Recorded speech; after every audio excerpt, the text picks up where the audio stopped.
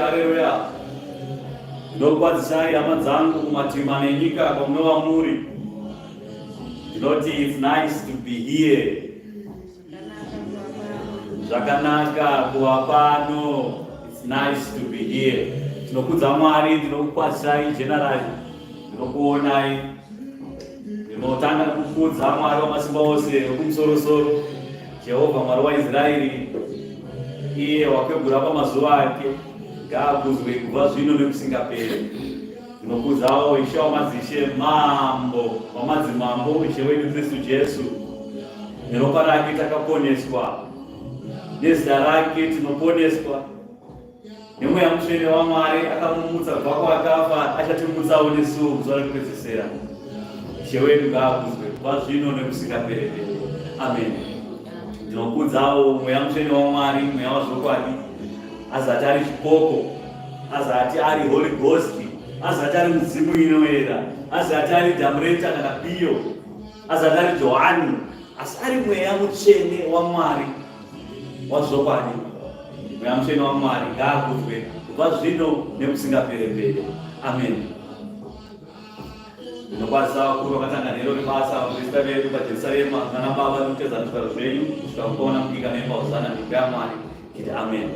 Ndinokwanisawo nekusimbisa ana amai vanokudzwa batsiro akakwana nokutedza zvigaro zvenyu ana amai kusvika kasikana kadiki kane mauzana mimba yaMwari. Titi amen.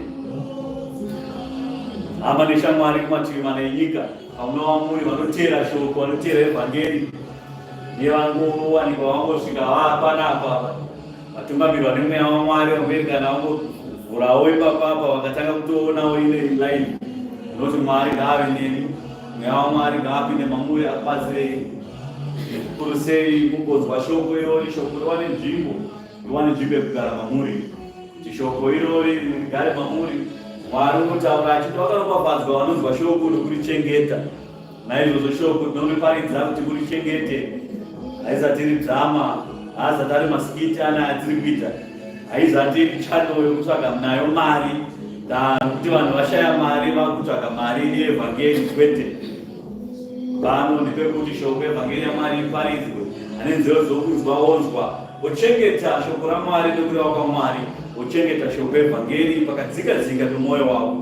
Ishe wangu Mambo Dhavhidhi wakataura vakati, zvino naBaba ndakatora shoko evhangeri yenyu ndikaibata neruoko rune simba, ndikaichengetedza pakadzika-dzika pemwoyo wangu, ndikaihwandisa ipapo.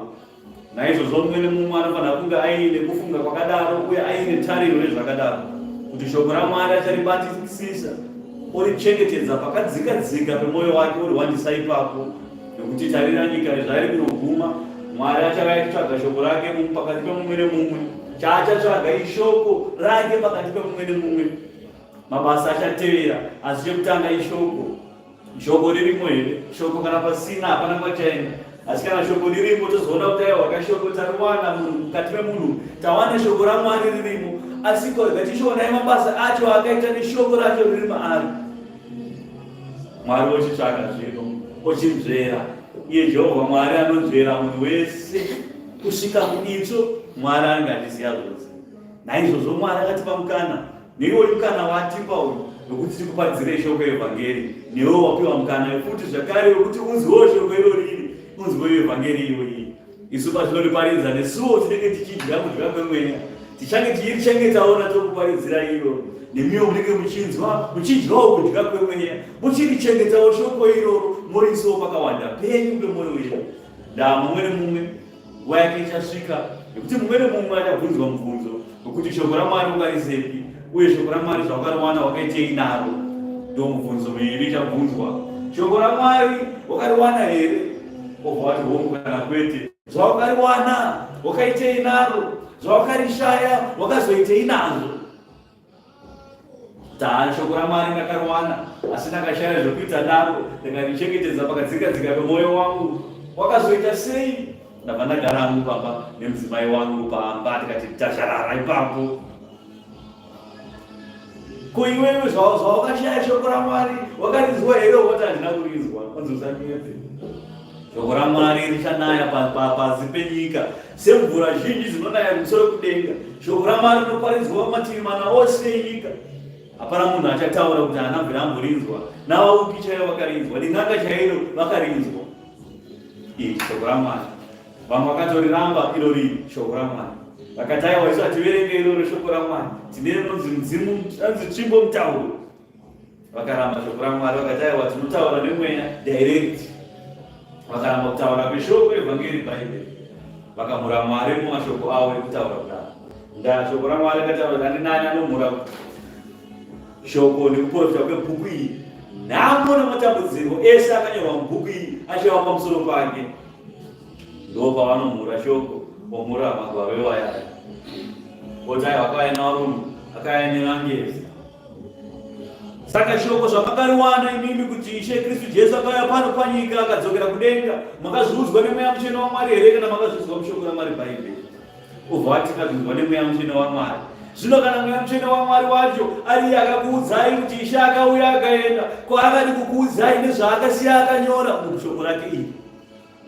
Iri rakanyorwa nemweya waMwari, harina kunyorwa nemunhu iri bhuku iri. Rakanyorwa nemweya mutsvene waMwari. Mweya mutsvene waMwari akafemera pakati pemumwe nemumwe akanyora bhuku iri. Mashoko akanyorwa makafemerwa uye ndaazvokwadi. Hakuna akapikisa uye hakuna angarwe nawo, hakuna akavhike nawo, nekuti mashoko aya mashoko aMwari wekumusoro-soro. Mashoko aya. Saka shoko raMwari nderazvokwadi, shoko raMwari tinoritenda pariri. Zvino zvatakatenda kushoko raMwari takaita sei naro? Mubvunzo wobva wamuka zvakare.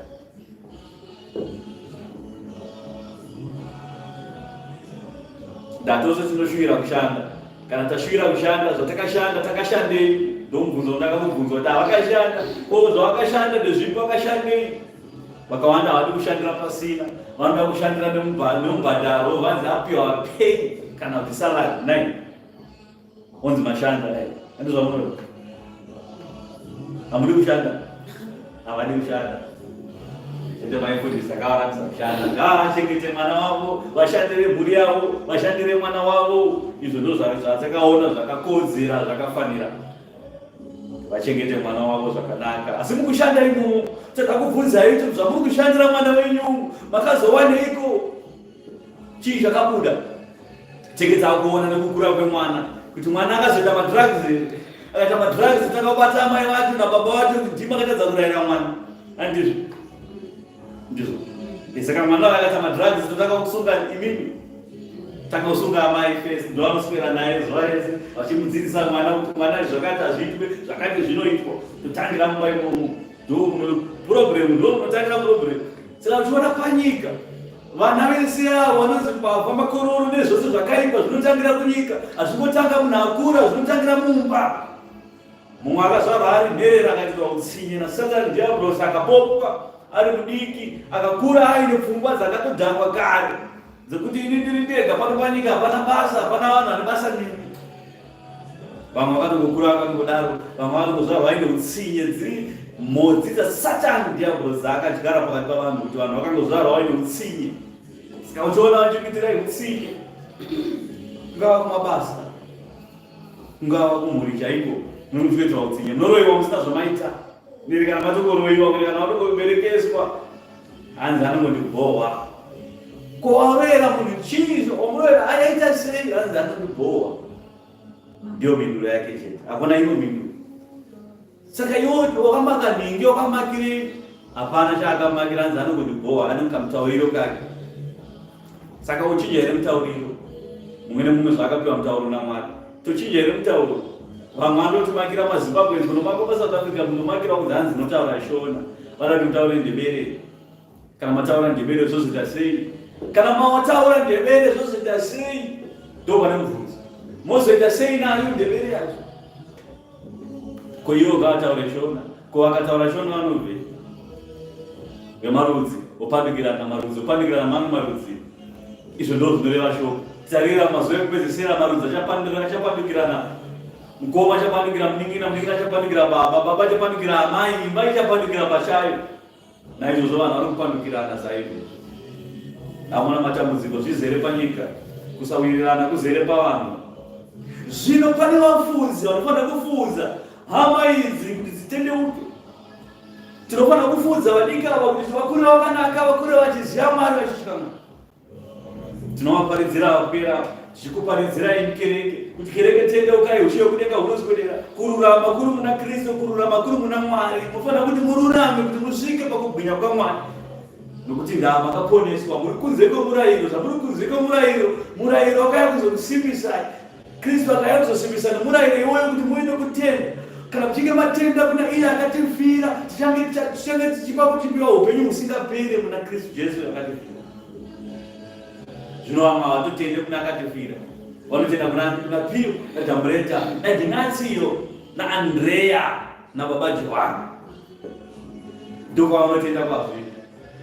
Havatendi kuna Kristu akatifira, iye wacho akauya pano akatifira, ropa rake racho rakasesedzwa rikaiswa pamberi paMwari rikapiwa sezvinonhuhwira. Mwari akarigamuchira akati aiwa vanhu varegererwa ropa iri, ndaruwanga rakachena, harina kana vara gwayana ramwiri, Mwari akatora gwayana iri akati gwayana iri ngarikudzwe mudenga kwose neose ari kudenga nepanyika. Ndakuipa zita risati rapiwa mumwe. Ndakuti kuti Kristo wangu, zvaari Kristo wangu inini ndakupinda muna Kristo, iye achagara mandiri, ini ndichagara maari. Ndakuti mupa chigaro chake cheushe kurudyi rwangu. Kristo akapiwa ushe kudenga nepanyika. Mabvi ose aya nemabvi ese kudenga nepanyika vanogwadama pamberi pake, vanomunamata, vanomukudza kuti ndiye Ishe wamadzishe, mahambo wamadzimambo. Hakuna rimwe zita rinodarika zita rake. Mweya Mutsvene waMwari anoparidza achitora kuna zvaKristu zvekudenga achitidzidzisa izvozvo. Zvinenge zvasara zvacho Mwari achazadzisa kana achinge achiuya. Saka hapana kana rimwe zita rine simba, rine kodzero rinotipinza kudenga. Zvakakanyorwa zvikatemwa. Pazvakatemwa Mwari akabva ataura zvikatendwa kudenga nepasi rose, nepasi penyika chaipo. Vakafa chaivo vanomunamata, Gwadhesi vanomunamata, Satani chaiye anotomutya, anotodedera akauya.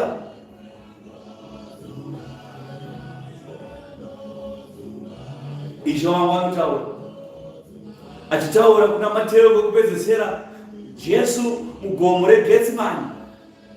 Ishe arisa munamato ari mugomo, munamato wekupedzisira, achitaura achiti yakwana iye nguva yeBaba yekuti Mwanakomana wemunhu asumudzwe, kuti achiiswa paakanga ari kubva panguva nyika isati yabarwa. Chimisai pakubwinya nekukudzwa paakanga ainako nyika isati yabarwa. Handinamatire nyika, asi ndinonamatira vamakandipa vari munyika, kuti pese pandiri neruwabho vapo. Ani nani anotenda mandiri ngave mandiri, neni ndichava maari. Ini Baba zvamuri mandiri, ini zvandiri mamuri, kuti naivo vagovapo patege ndiri. Mwari akasiyatawo mashoko ane simba.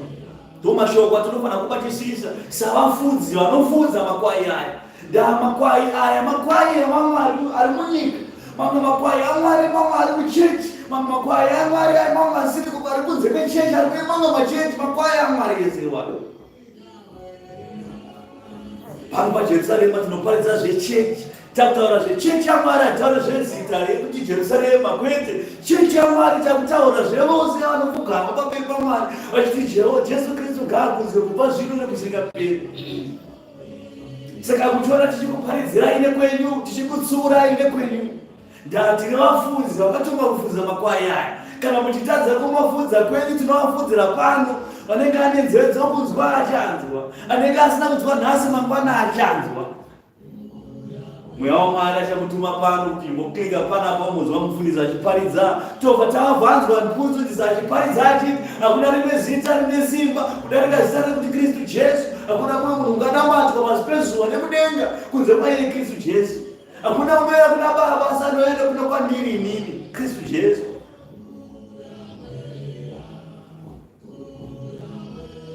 Imi vafudzi, fudzai makwai zvakanaka.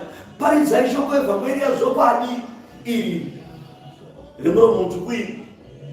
Ndo shoko raMwari rakatisiyira.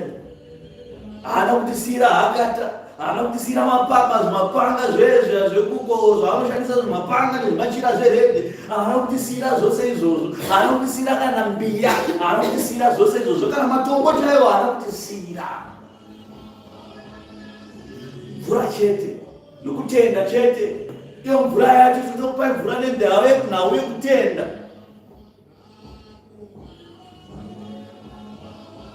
Hakuna minamato mizhinji ikaitwa, asi minamato mizhinji, mashoko mazhinji anobva kudenga, haabve pakati pavanhu kwete.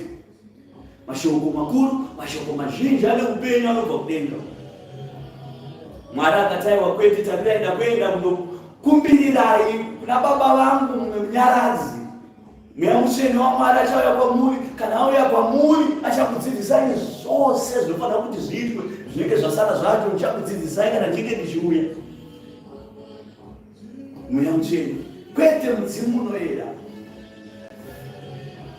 Saka Mweya Mutsvene waMwari zvakauya ndiye akatizodza nemweya waMwari, akatizodza tizodza pamwe kuti tiparidze shoko evhangeri kuponeswa kwavanhu, tiparidze shoko evhangeri yekuti vanhu vaponeswe, vabhabhatidzwe muzita raBaba neMwanakomana neMweya Mutsvene waMwari. Tikapiwa kutenda kwekuti aiwa kwete nyika ino yakunoguma, tikatenda kuna Kristu, tikatenda kushoko razvokwadi, tikatenda kushoko raMwari mubhuku iri. Mashoko ose akanyorwa bhuku tikamatenda kuti aiwa ndazvokwadi, naizvozvo Mwari wekumusoro-soro ngaakuzwe kubva zvino nokusingaperi.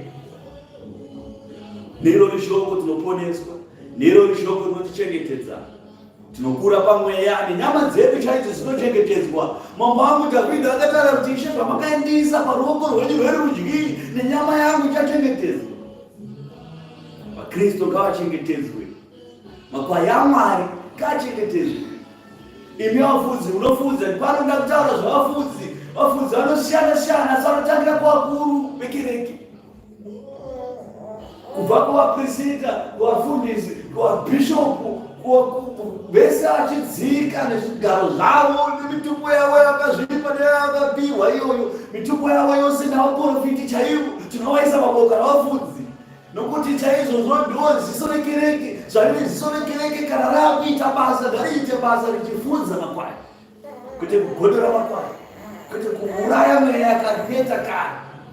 Tora advantage nekuti anzi aiwa ndiri munzwi wemweya ndinotaura nendimi, mobva mauraya kutenda kwavanhu vaMwari. Boka raMwari ngachengetedzwe, makwai aMwari ngaachengetedzwe ari kwaariko.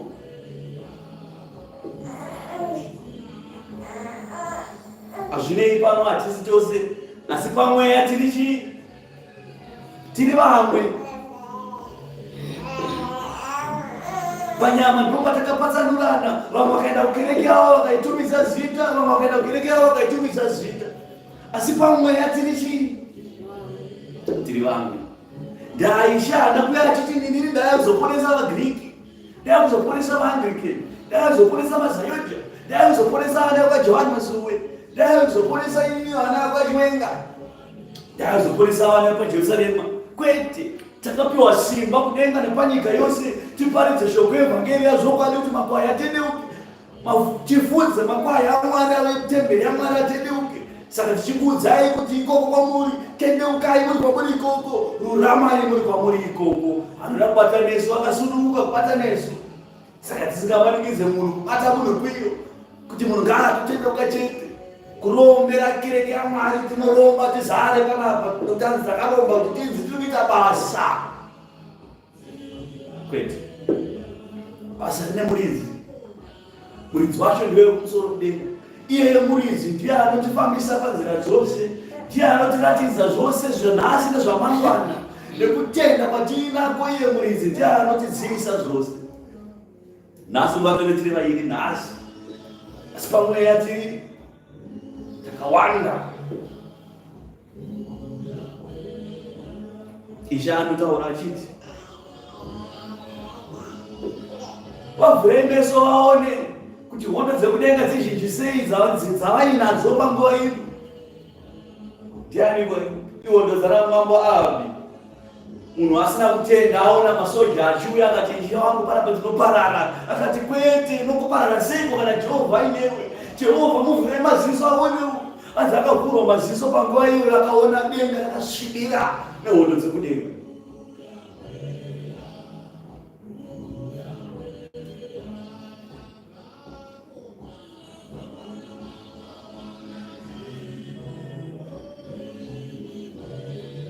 Vafudzi vamakwai ngavatendeuke, ngavatendeuka votendeka pazvinhu zvaMwari.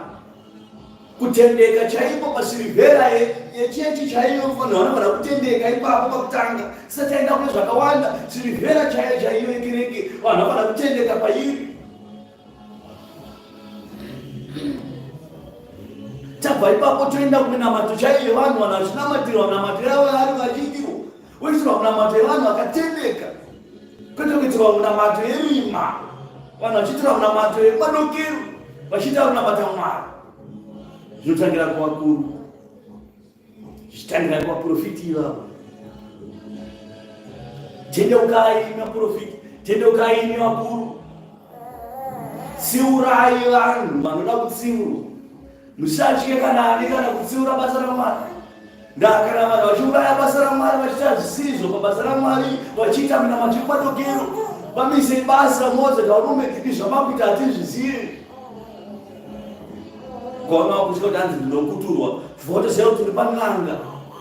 Vamwe vanotya kutaura ukanzi unokuturwa iwe ukataura unosungwa unoiswa muhari obva watoziva kuti pauri ipapo pane n'anga uri pan'anga iwewe hauzi pachechi. Kana munhu ari pachechi anofanira kutaura kuti varume haini ndikuona kuti mufambira kuti kuita ndizvo here izvi to here minamato yacho iyi ndizvo here zvainofanira kunge ichiitwa izvi. Vanhu vanotaura kutaura. Ngatipinde mubhuku neavhura basa. Profita Jeremia. Unoti chii profita Jeremia? Profita Jeremia anotaura pa 23 mamavara makuru aripo vafudzi vasina kutendeka. Vafudzi vasina kutendeka ndi avo vanobatira basa raMwari nekuseri akabata nerimwe ruoko rakabata uku. Akabata Bhaibheri kusaidi kwakabata pfumo.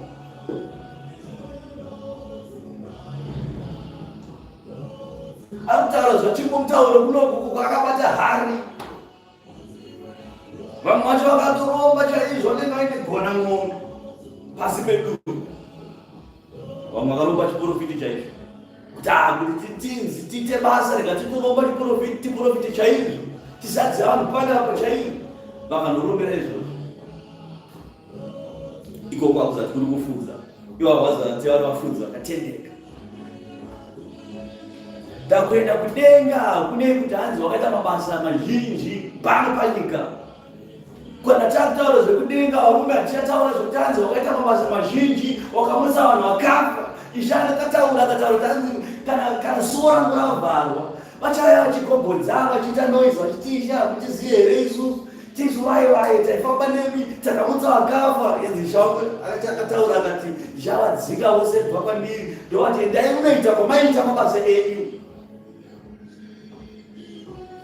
Vahovha vapindura ipapo vachiti Ishe papi patakakona imi muchitonhorwa tikasakupai zvekupfeka, papi patakakonai mune nyota tikasakupai zvokunwa, papi pamakasuva uchitorombo tikasauya kuzokuonai.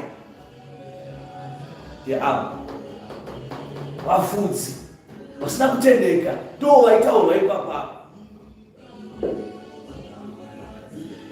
Izvezvi vanokereke manje vanenge vanyarara kuti ai ndeakuruka isati kwekoko aiwa newewo futi zvinokuisa boka iroro ndai wewe mufambiro wako namabasa ako namaitiro ako anoparidza futi evhangeri yeKristu. Naizvozvo munhu wese anoparidza evhangeri mukuruwo zvakare muna Kristu atori mufudzi. Ndai imi manje pai pamwenge muri kumba muchiita mabasa enyu kuhama neshamwari dzenenge dzichiona evhangeri yenyu muri kuparidza. Mufambiro, mutauriro, muitiro kuti wazvibata sei, waita sei pane zvauinazvo, izvo zvauri kuita uri kuzviita sei. Izvozvo zvinotaura evhangeri yakasimba iwewe inopupura kuti munhu uri anamata Kristu here, akatenda here kana haana kutenda, akatendeka here kana haana kutendeka. Mutori amai vanokudzwa vanonamata zvakanaka kukereke uyo vanotoimba zvinyasha dzekuti mweya unobva wapinda pakati pavanhu. Muonekwa ipapo makarova kambambamba kashoti kakadai so. Nao vakidzani venyu havachaona Kristu mamuri vakutongoona nzenza. Kuti nzenza ndamaparidza evhangeri yekufumuka. Evhangeri yekufumuka ikakufumurai imi. Zvino mafudzi here makwai aya. Ndamakwai aya ari munyika anofanira kufudzwa neevhangeri yamuinayo ipapo. Evhangeri yamuinayo ndeipi? Yekuzvibata nekuzvidzora samai vanokudzwa, samai vanosvika Mwari. Zvino iwa usvike Mwari watongozvako munhu wonyika yokuti tikaisa wenyika apa tikaisa iwewe apa vakawanda vanotodongedzera iwe kuti yatori wesi pane zvenyika zvacho.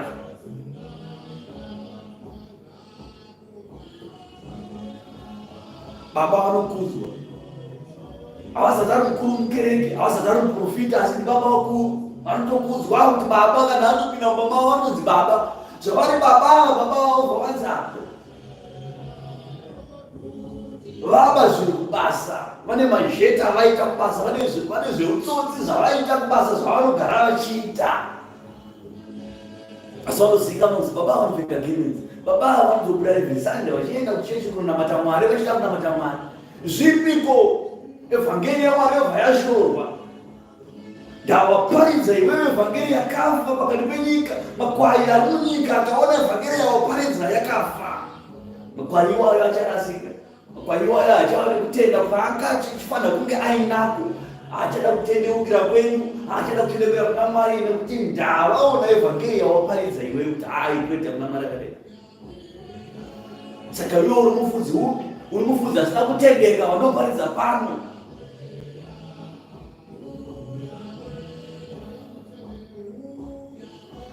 Mufudzi anoonekwa nekufudza, kutanga nekufudza imba yake.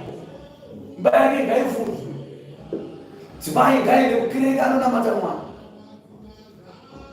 Andoise mhuri sisienda kiyadhoi toenda kunonamata Mwari, ise mhuri totanga kufudza mhuri yangu. Mhuri yangu ndoidzivisa Kristu kuti aiwa kuna anonzi Mwari anonamatwa. Kana ipapo ndadaroza ndafudza vangu vekutanga vandachifudza ndeyo mamangu sababa vanokudzwa.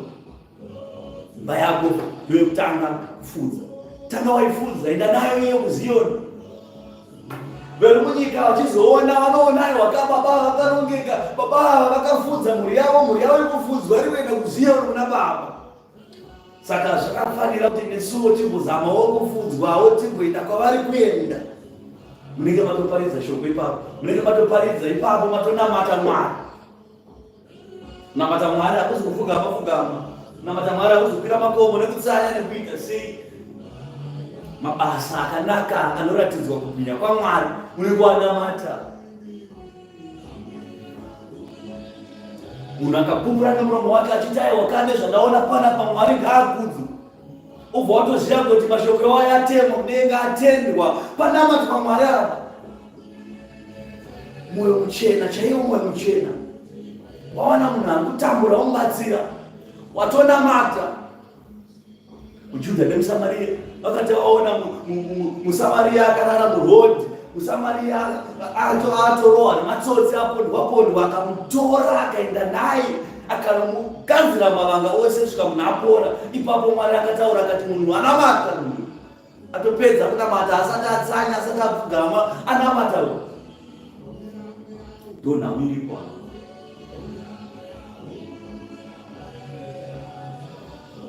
Hatisi kuti mupfugame zve mozofamba mukaisa maoko muhomwe kuchinamata kuchiti fadza watade fire makaisa kuti maoko muhomwe. Iko kwembe hakusati kuri kunamata, iko kwembe wafudza vakufudzai neiyo evhangeri vakatokurasai imi makwai aMwari. Mwari anopfugamirwa nemabvi ose kudenga nepanyika. Anofanira kupfugamirwa. Mwari takatarisa kumazuva tichikudza Mwari, tichinamata Mwari. Ndo vanonzi vafudzi vakatendeka. Profeta Jeremiah anotaura vanosvika pa4 achiti pane nhamo vafudzi vanoparadza nokuparadzira makwai amafuro angu. niMwari ari kutaura. Ndo zvinotaura Jehovha Mwari. Naizvozvo zvanzi naJehovha Mwari waIsraeri pamusoro pavafudzi vanofudza vanhu vangu. Makaparadzira makwai angu, mukaadzinga, mukasaatarira. Tarirai, ndichakurovai nokuda kwezvakaipa zvemabasa enyu, ndizvo zvinotaura Jehovha Mwari waIsraeri. Ndichaunganidza vakasara vamakwai angu kunyika dzose kwandakanga ndaadzingira. Ndichaadzosera kumafuro avo achaberekana ikoko nokuwanda. Ndichagadzirira vafudzi vanovafudza. Haangazotyi kana kuvhunuswa. Hakuna kana rimwe ringashayikwa. Ose achaunganidzwa. Ndo zvinotaura Ishe Jehovha. Makadzinga makwai, mukatadza kumaparidzira, mukatadza kuchengetedza makwai aMwari, mukagodora, mukaprofita zvenhema, mukaprofita zvekunyepa, mukaprofita zvekufungidzira. Muchiprofita makwai aMwari, makwai aMwari kusvika ashora basa raMwari kuti munachiprofita chakadai.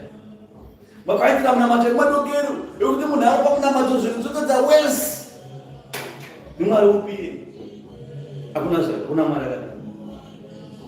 pane ruoko rwaMwari panobatwa naMwari, panotooneka musiyano uchibva ipapo unotoona wega tairwa pane chisiya pane chachinja panapa. Zvinova vanotouya ipapo toziva kunamata kwemadokero. Uraya mweya nekugodora mweya yakaneta kare. Vanhu mukavaparidzira sirivhera nendarama mukati kunamata Mwari ndokuti muite mari, mukauraya makwai aMwari saizvo noMwari akaparadzira matima nenyika. Isu pano tikumaparidzira kuti makwai iwayo atendeukire kuna Mwari, uye Mwari akataura izvo ataura Mwari akuzvira kuti ndichamaunganidza, ndichamatora ikoko, ndichavatsvagira mumwe mufudzi unovafudza, ndichavatsvagira vafundisi vakaita sesu paJerusarema, ndichavatsvagira imwe kereke yakaita seJerusarema ine yavachanamata Mwari. Saka vamai isu atirekedze kukuparidzirana, isu atitye kukuparidzirana. Uye kana manzwa shoko evhangeriyo nemiro muchava nesimba neuchingi kuti nesuwo futi satiri vana vaMwari takabarwa neropa. Hapana kana chinotityisa. Kuna muprofita wenhema, muprofita waBhaari, nyangwe n'anga ipi, nyangwe vanobata hari nemakwati nembiya vechi nemapakatwa, zvose izvozvo hazvina kana simba pamusoro pako mwana wekutenda. Musatyiswa nowakaipa, nokuti wakaipa wakadzingwa kudenga. Akadonha pasi abva nemusana Satani, adzingwa kudenga. Iye nenhume dzake ndiwo vari panyika ineyi. Hapana anotyisa pakati pavo. Anotyisa ndiye akadzinga. Kana uchitya Satani chifunga akamudzinga, kuti akadzingwa naye. Kana iwe uchitya Satani chimbofunga izvozvo kuti iwo zvaunotya Satani nenhume dzake nezvakaipa zvake uchibva wafunga kuti koiye wacho akamudzinga anotyisa sei. Kana chikwanisa kudzinga munhu anotyisa so anotyisa vanhu vepanyika munyama iyo ndiye anotyisa. Asi pamweya kudenga akadzingwa, akakandirwa pasi. Ende chimira unzwe kuti nyika ino painoguma achatumwa kunosungwa Satani, achatumirwa kutsumwa mumwe chete, achatumirwa hondo, anotumirwa kutumwa mumwe chete. Anosvika wakabata Satani nekolo, wakabata so wachandeyanza baba uya kuno taure nyaya dzangu, ndiye wamunotya iye. Hakuna anotyisa pasi pesu.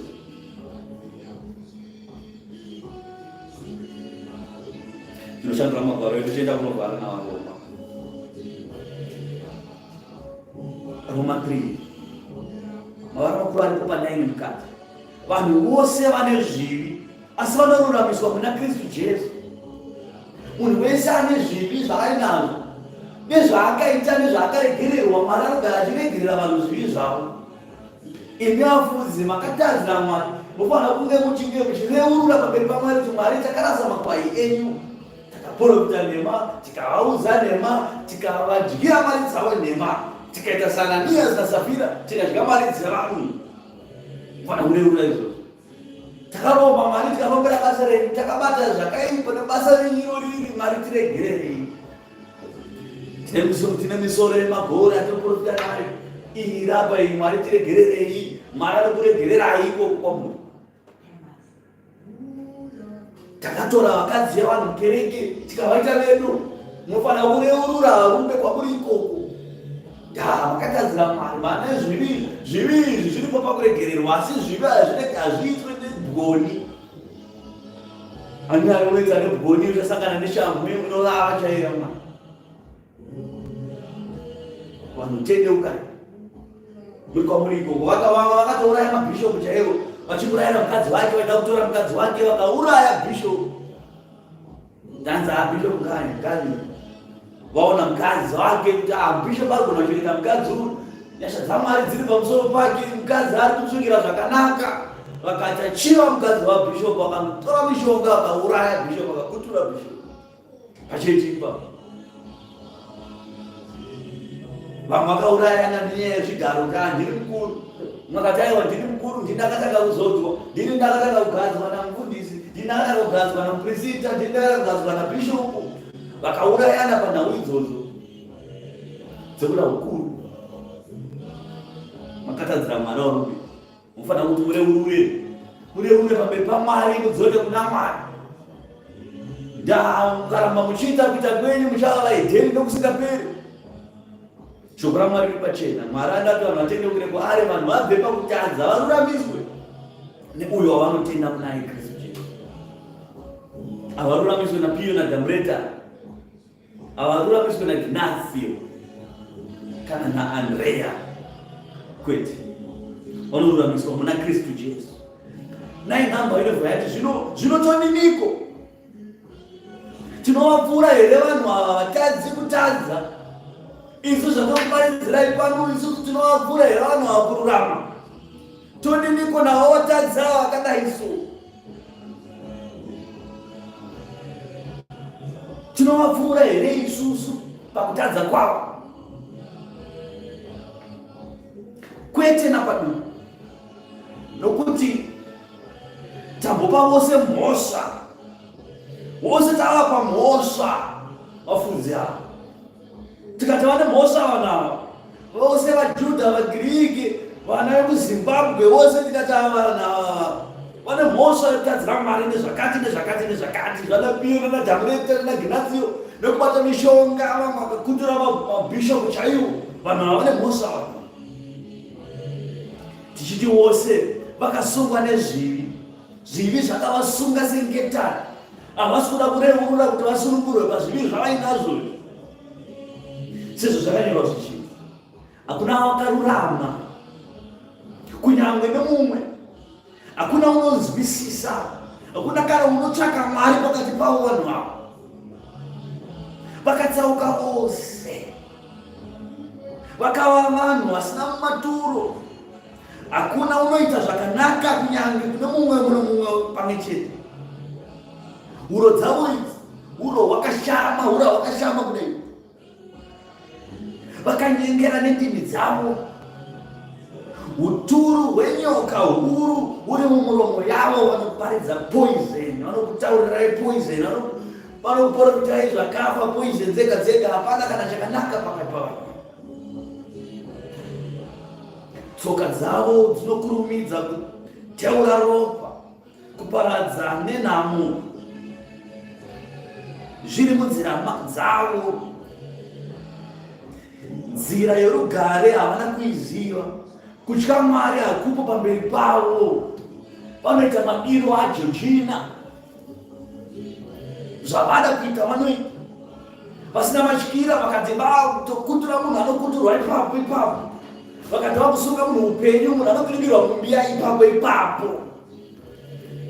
Nzira dzavo kuparadza chete, nekufa nerufu, nekuchema nekugedageda kwameno. Hapana kana chakanaka chinobva pakati pavanhu.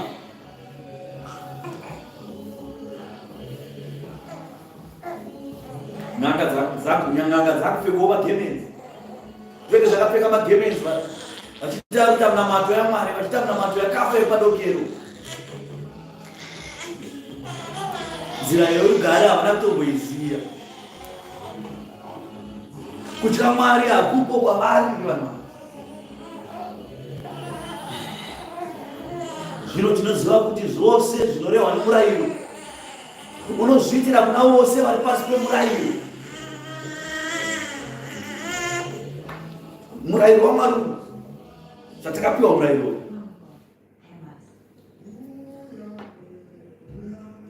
zvakaitwa murayiro. Mwari abvaisa murayiro, akati vanhu vari kutadza, akaisa murayiro. Akati zvose zviri kuenda pasi pemurayiro uyu ndezvinoitwa navanhu, saka vanhu ndakuvaisa pasi pemurayiro kuti tiwane kugeja kutadza kwavanhu, nokuti vatadza. Kutadza kwakauya namadzibaba edu Adamu, akati auya nekutadza, nyika ikazara nekutadza, ikati nyika watukwa iwewe, Adamu atadza, watukisa nyika. Mwari akagadzira mutemo, akapa mutemo kuti vanhu vatedzere mutemo wese ngavachienda pasi pemutemo uyu kuti tigeje kutadza kwavo. Vanhu vakagejwa kutadza kwavo, woonekwa kuti murayiro uyu washaiswa simba nekuti ndavana havasi kururama nawo murayiro uyu. Tangoisa bhaa pane murayiro kuti vanhu vasvike tore kugeja. Zvatageja tikuona kuti hapana kana ari kururama kusvika kudarika murayiro uyu. Kuti murayiro yose idzivirwe nenyika yose ive nemhosva pamberi paMwari. Saka pakagadzirwa murayiro, vataona geji yekutadza kwavanhu, tikakwanisa kuona kuti vanhu vari kutadza zvakaita sei. Tane geji yemurayiro, tane mutemo, kuti ani nani achikorera mutemo tobvatanyora pasi kuti ava vachikorere mutemo. Saka vachikorere mutemo Mwari ava vanhu ava ndo vachikorera mutemo uya wamakaisa. Nokuti hakuna kana nyama ikaruramiswa pamberi pake namabasa omurayiro, nokuti zvivi zvinoziviswa nomurayiro. Dai pasina kuti pakaiswa murayiro wekugenja tanga tikazive kuti vanhu vari kutadza pasaka. Asi zvapakaiswa murayiro manje patakuziva kuti vanhu vari kutadza nekuti vari kutyora murayiro. Zvino marabvaona kuti hapana kana ari kutadza kudarika pamurayiro. Murayiro wakutange silingi yekuti vanhu vese vanogumira pamurayiro ofa vaperera ipapo. Zvino kana zvakadaro hapana kana nyama ikaponeswa, hakuna kana ani akararamiswa. Mwari akatoita sei? Asi zvino kururama kwaMwari kwakaratidzwa kunze kwemurayiro, kuchipupurirwa nemurayiro navaprofita. Ndiko kururama kwaMwari kunouya nekutenda kuna Kristu Jesu kuna vose vanotenda, nokuti havasiyani. Kutenda na Kristu hazosiyani, nokuti vose vakatadza vakasasvika pakubwinya kwaMwari. Saka Mwari akabvaona kuti ndakuchiita inini kunze kwemurayiro, murayiro vatadza kuudarika. Ndakuchiita inini kunze kwemurayiro, kuponesa vanhu kunze kwemurayiro.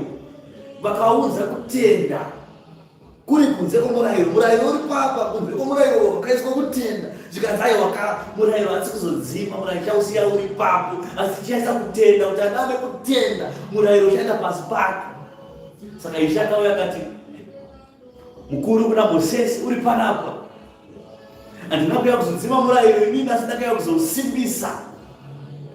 Silingi yemurayiro iri papa, yaiswa panapa silingi yemurayiro, kutenda kwauya kuiswa pamusoro pemurayiro. Saka vose vane kutenda vari pamusoro pemurayiro, murayiro waMwari. Saka vose vane kutenda, murayiro uri pasi petsoka dzavo. Asi hazvireve kuti ivo havachaita sei, havachaiswa zvakare pasi pemurayiro, vanoenda pasi pemurayiro nemabasa avo akaipa. Asi kana vachingoreurura pamberi paMwari, vachireurura kuti Mwari takakutadzirai, tiri vatadzi, tinotenda kuna uyo makatuma Kristu Ishe wedu, vachabva vaenda zvakare pamusoro pechi pemurayiro. Ipapo vachava vanhu vakapona, vachararama.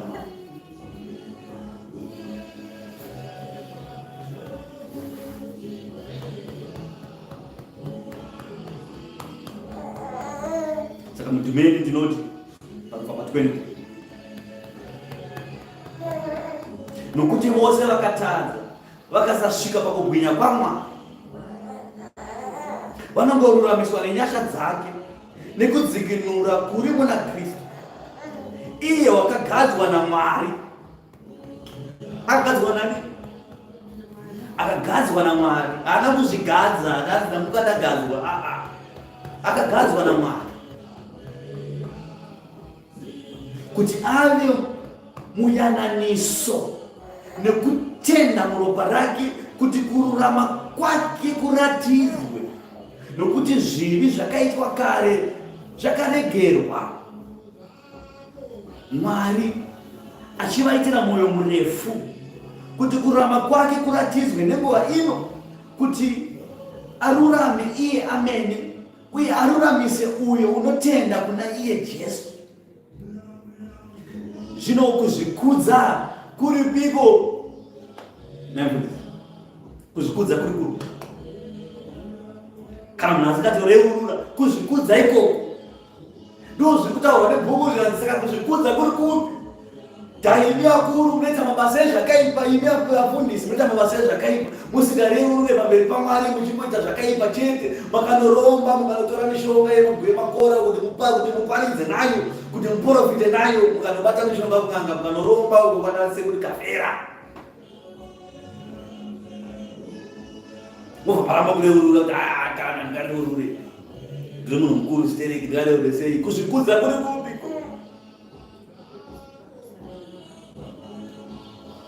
Izvo zviva makaromba akaita mari, dzinza rikapera rese kuti tu. Nhasi chaichaya vasina kureurura, vanosvika pakufa nezvinhu zvavo.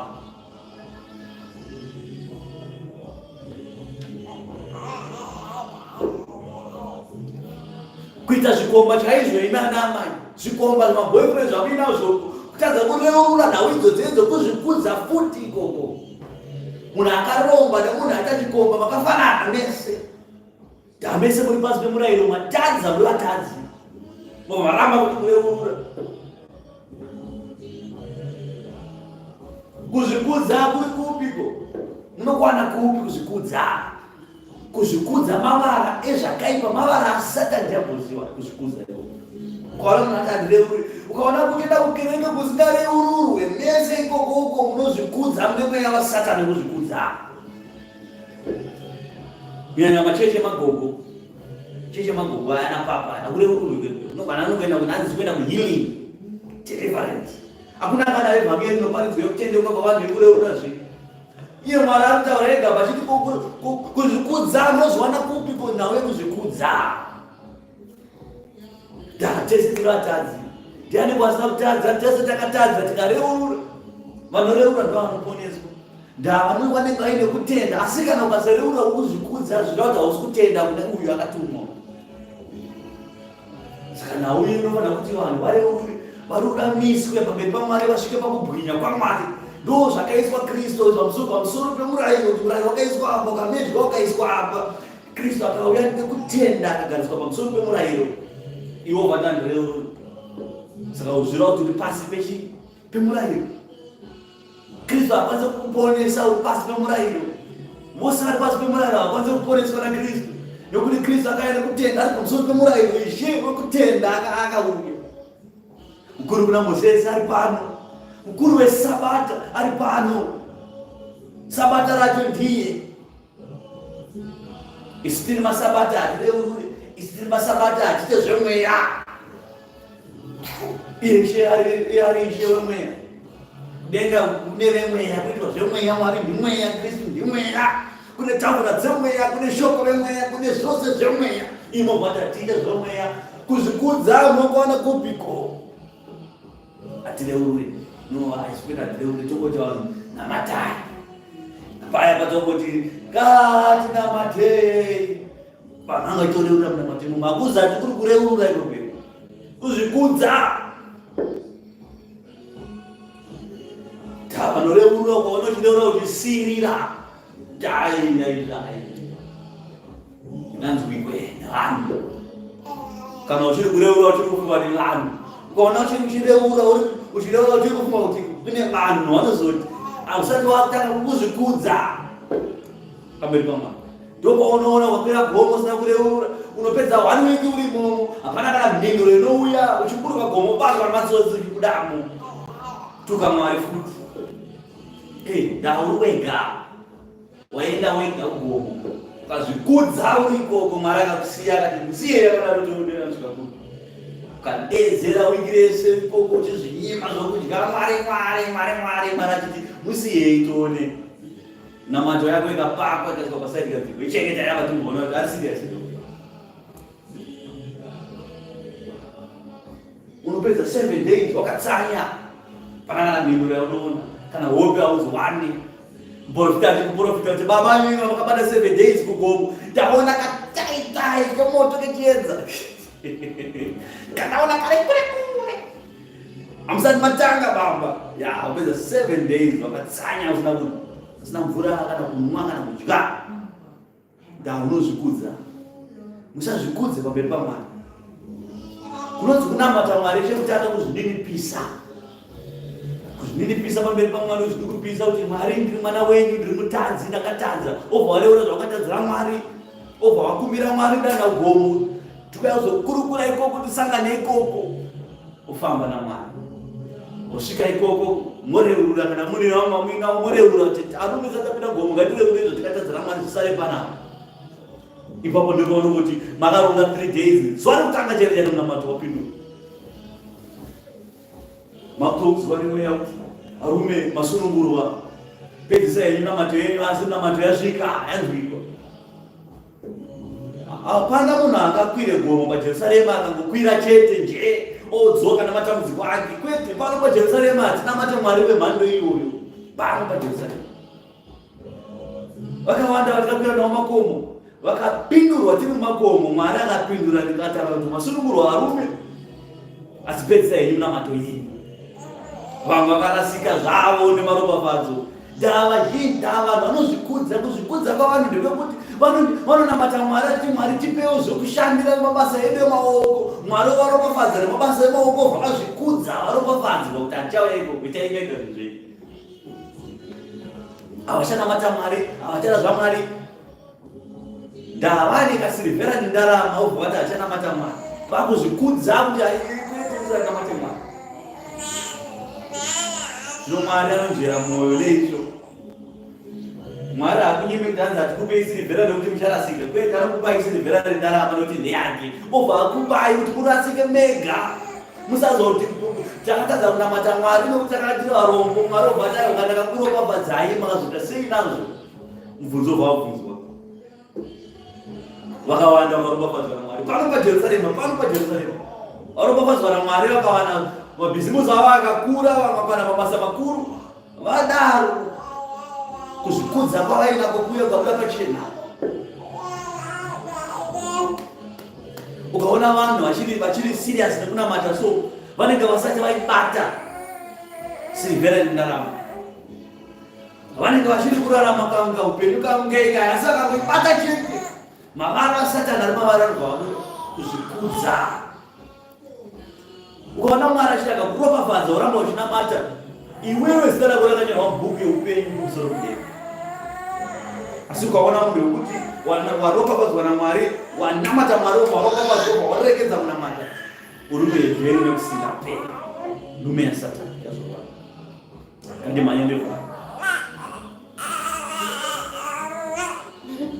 24 inovaati vanongoruramiswa nenyasha dzake nekudzikinurwa muri muna Kristu Jesu, iye wakagadzwa naMwari kuti ave muyananiso nekutenda muropa rake, kuti kururama kwake kuratidzwe, nokuti zvivi zvakaitwa kare zvakaregerwa. Mwari achivaitira mwoyo murefu kuti kururama kwake kuratidzwe nenguva ino, kuti ararame iye amene uye aruramise uyo unotenda kuna Jesu Kristu. Zvino kuzvikudza kuripiko kwabviswa. Nomurayiro uri kupiko wamabasa here? Kwete, asi nemurayiro wokutenda. Naizvozvo tinoti munhu unoruramiswa nekutenda kunze kwamabasa omurayiro. Ko Mwari ndiye wavaJudha voga here? Mwari ndiye here wavaRoma? Ndiye here wamaAnglican? Ndiye here vanapapa nanapapalaiti?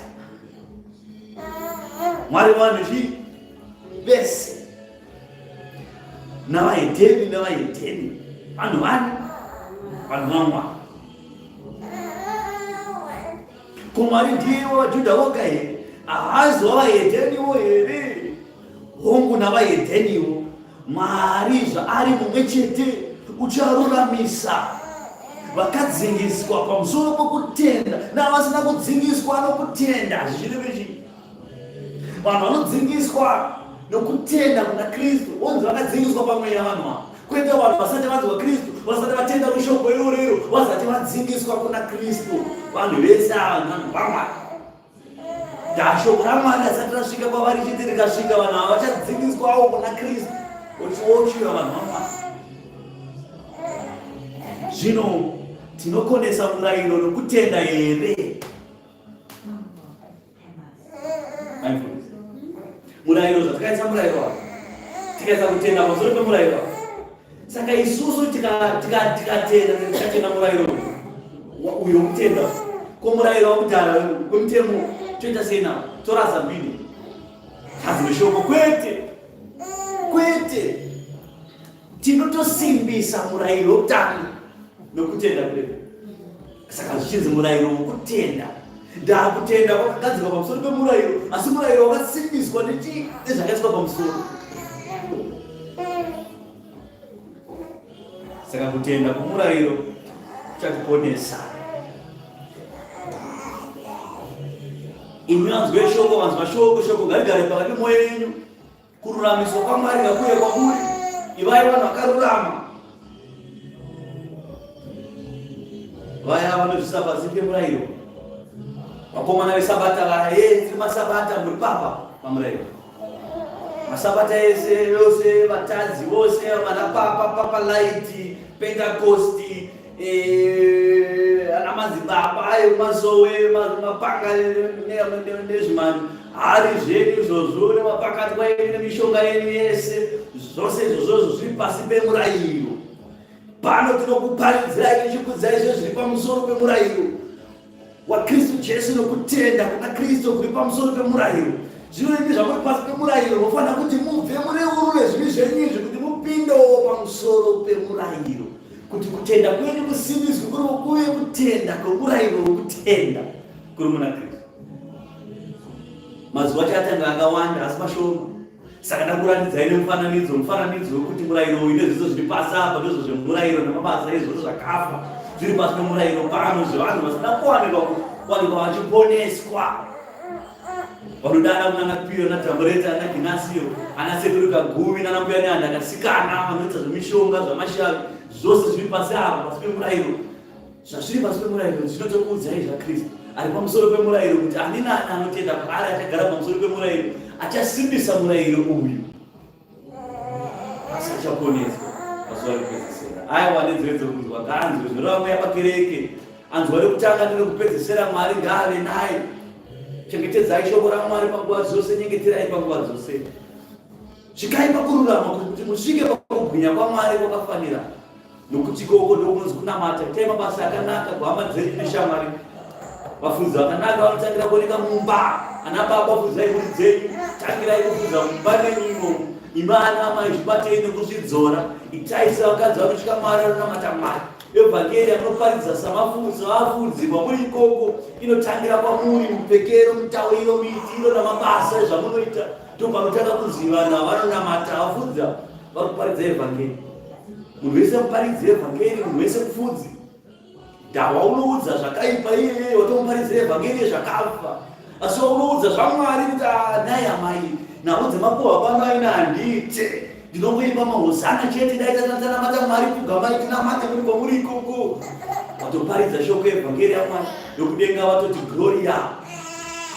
Munhu uyu watondishandira. Aiwa, anhu vari kutanga kupedzisira Mwari ngave naye. Kunzwa rekubwinya namasimba ose ngazvive panzvimbo yenyu Jehovha kubva zvino nekusingaperi. Amen.